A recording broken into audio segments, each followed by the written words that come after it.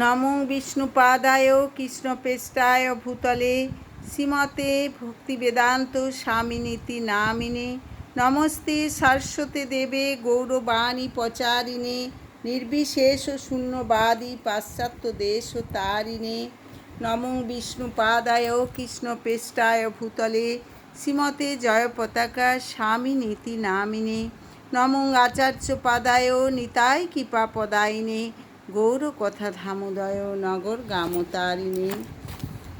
হে কৃষ্ণ করুণা সিন্ধু দীনবন্ধু জগৎপতে গোপেশ গোপিকা কান্ত রাধা কান্ত নমস্তুতে।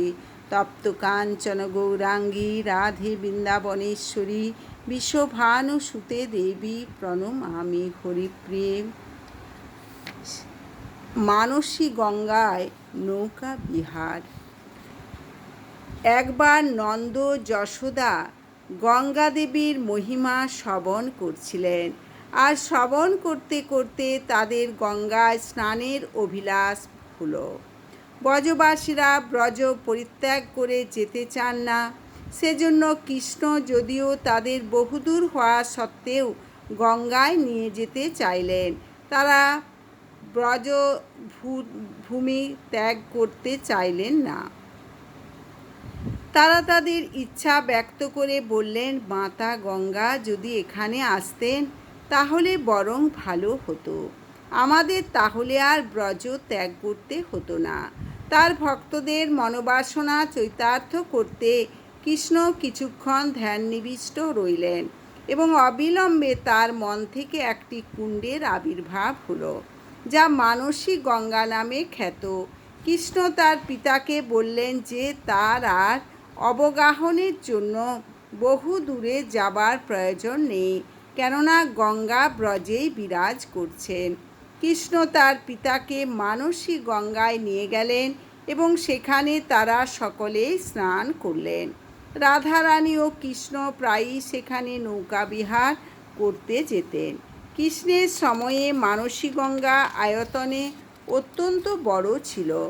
একবার শ্রীমতী রাধারানী এবং অন্যান্য গোপীরা দুগ্ধজাত দ্রব্য কলসে বহন করছিলেন মথুরায় বিক্রি করার জন্য। মাঝি ছদ্মবেশধারী কৃষ্ণ তাদের বললেন যে তিনি তাদেরকে পার করাবেন।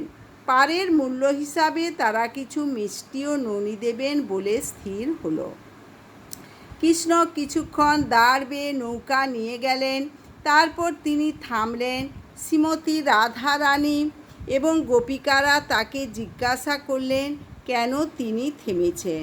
কৃষ্ণ বললেন যে তিনি অত্যন্ত ক্লান্ত ও ক্ষুধার্ত হয়ে পড়েছেন, তাকে কিছু না খাওয়ালে তিনি আর নৌকা চালনা করতে পারবেন না।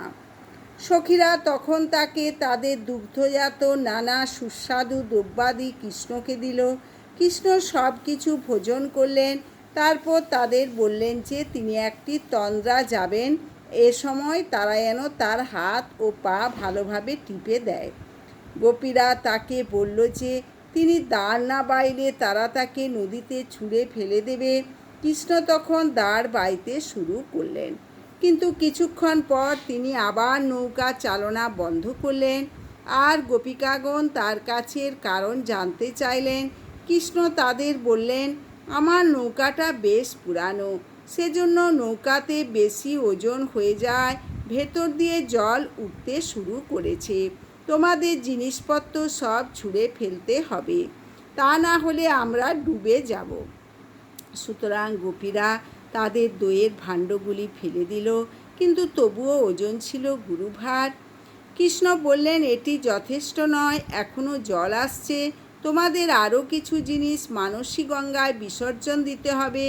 একথা শুনে গোপীরা তাদের ভারী আভরণগুলি জলে ফেলে দিল। এরপর হঠাৎ ঝড় উঠল, প্রবল বেগে বাতাস বইতে শুরু করলো, আর উত্তাল ঢেউয়ে নৌকা দুলতে শুরু করলো। কৃষ্ণ নৌকাটিকে দোলাতে লাগলেন। রাধারানী অত্যন্ত ভীতা হলেন এবং সন্ত্রস্ত হয়ে তার বাহুলতা দিয়ে মাঝির গলদেশ জড়িয়ে ধরলেন। সেই সময়ে তার উপলব্ধি হলো যে মাঝি আর কেউ নন, কৃষ্ণ। রাধারানী তখন বসনান্তরালে লুকিয়ে রাখা কৃষ্ণের বাঁশিটি বের করলেন। তখন সকল গোপিকাগণ বুঝতে পারল যে মাঝি হচ্ছেন চতুর কৃষ্ণ স্বয়ং।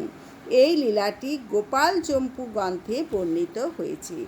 হরে কৃষ্ণ কৃষ্ণ কৃষ্ণ হরে হরে, হরে রাম রাম রাম হরে হরে।